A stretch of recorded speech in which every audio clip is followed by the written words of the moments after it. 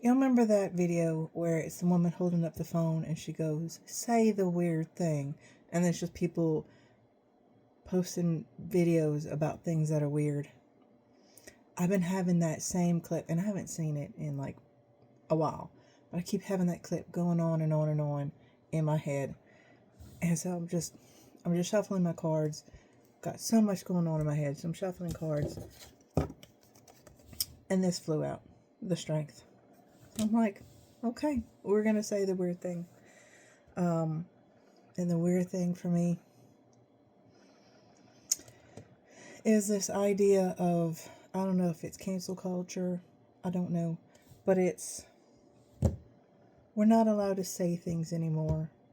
We're not allowed to say things that actually are. My biggest one is unalive.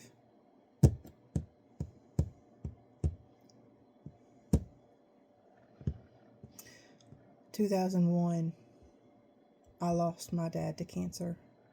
He lost that battle. He wasn't unalived. He died of cancer.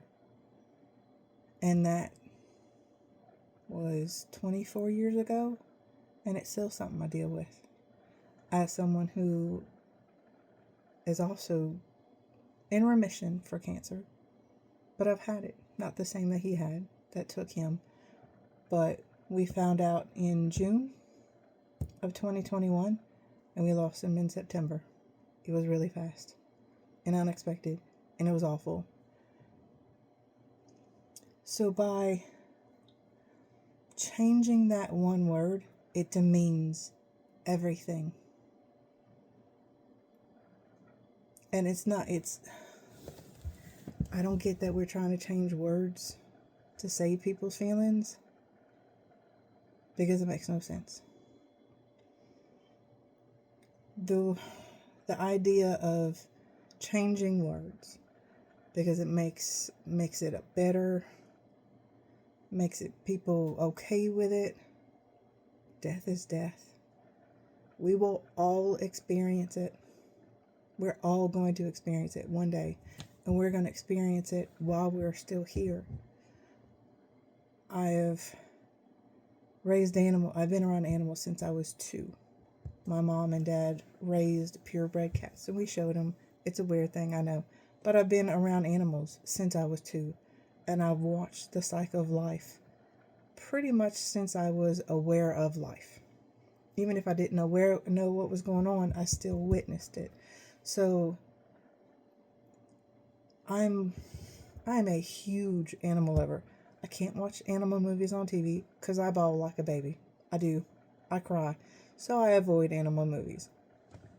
It's just awful. Marley and Me, still never seen it because I know it's about a dog. Can't do it. I'm a huge animal lover, and I understand how life works. I now have run a horse farm, and the first few years were rough, and things were outside of my control. I did everything I possibly could, and we lost some. And it's just, that's how life is. Especially when you work with animals, that's how life is. By demeaning what happened, by changing the word to make someone feel better, you're not accepting the reality of it. By changing that word, and there are many others, but I'm stuck on this one because that holds such a gravity, right? That word holds such a gravity, and it is what it is. That is life. And by changing the word, by trying to gloss over, why? Why? It happens to everyone.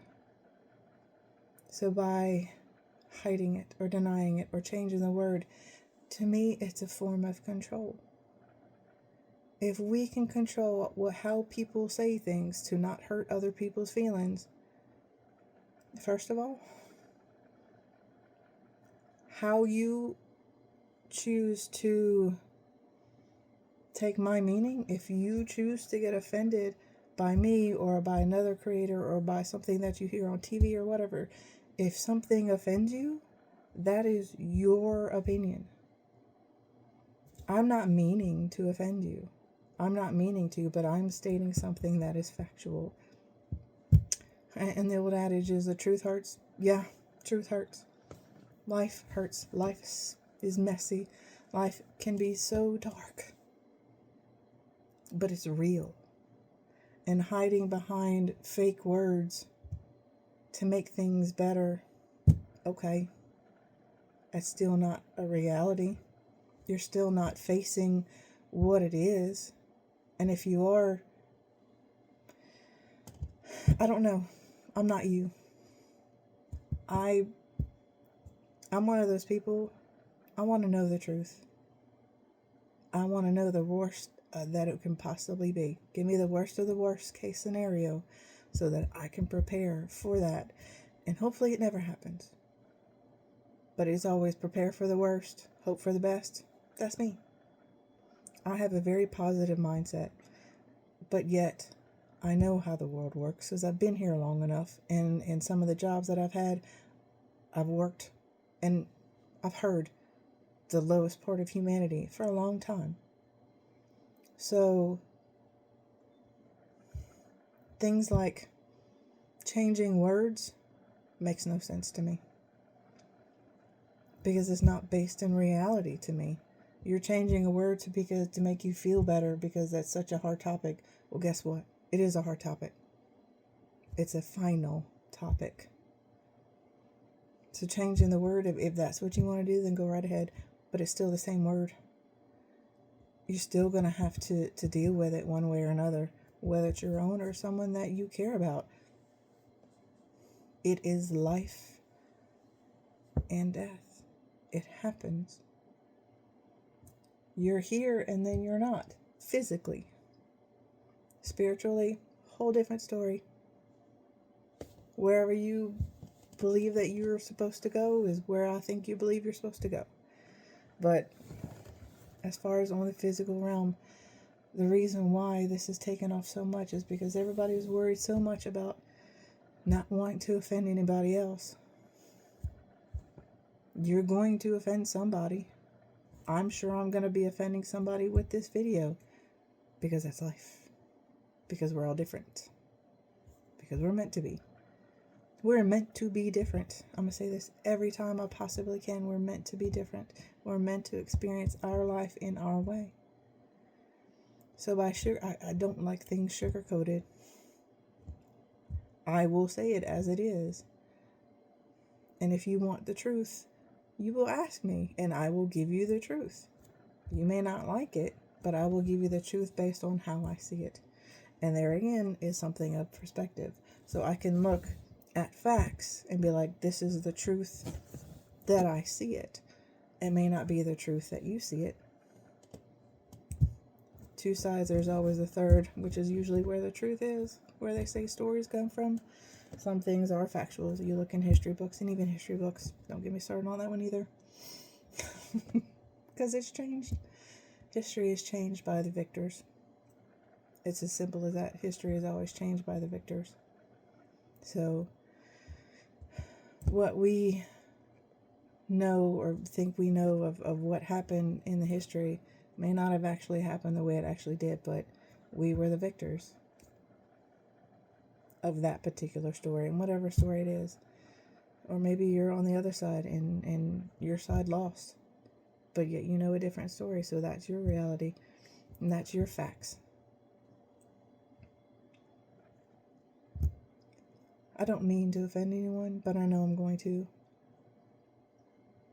But those are feelings. I want to say I'm sorry, but not sorry. Because we can either live in feelings and be offended all the time and stop seeing what we have. And if you're constantly looking for something that you're being offended by, then you're missing the purpose of why you're here. Because you don't see anything that's good. Because if you're constantly looking for something to be offended by somebody said something or somebody did something, is that really your life? Is there nothing good happening in your life for you to focus on something else that somebody does, said, or all you have to do is either scroll up, scroll past, unfollow? Life does not need to be this hard. And if you're getting offended by words of someone else that you don't even know or you don't like, what are you doing? Why are you making that your life? Why are you letting somebody else's words and deeds and actions bother you so much? Why? So, do the weird thing. Have the strength to be authentically you. And if that means saying your truth, then say your truth. My truth may not be your truth, but it's mine. And I can hold on to that. And you can either go, makes sense, or you're batshit crazy. Okay. That's fine. I can be. I'm abnormal, and I like it that way. I see things differently. I see things how they are. And yeah, I know words hurt. That old saying when I was a kid, sticks and stones can break your bones, but words can never hurt. Yeah, they do. Yeah, words can hurt. But it's how you choose. If you choose to allow them to continue to hurt you, then at that point, it's already left that person who either said it in the wrong moment or purposely said something to make you feel bad. So that part's on them. They shouldn't have said it. But if they did, it's gone. It's gone. It's done. But it's now on you if you continue to let it fester with you. Or you can be like, that's that person's opinion. Am I really going to let that person's opinion, who I don't know or I don't like, or I don't want to be around, really bother me for the next hour, the next week, the next year, the next 10 years? And here's a good rule of thumb. If somebody says something to you, ask yourself, who is this person to me? And is their opinion really going to matter tomorrow? Is it really going to matter a year from now? 5 years from now?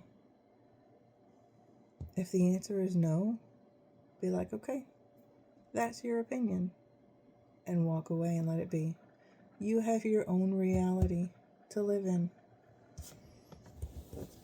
And that's where the strength comes in. Be authentically you.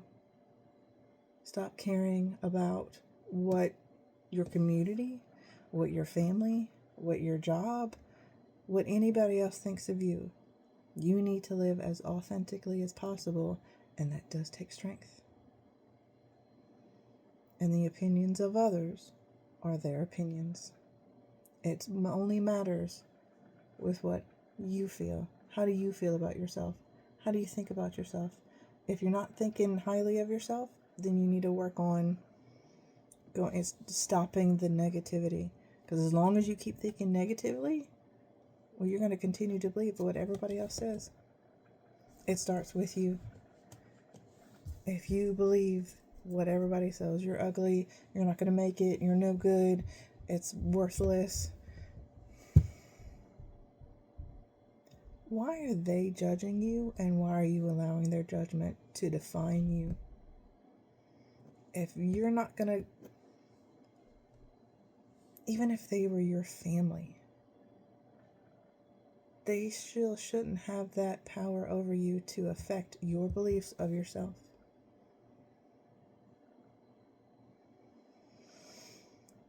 It all starts with you.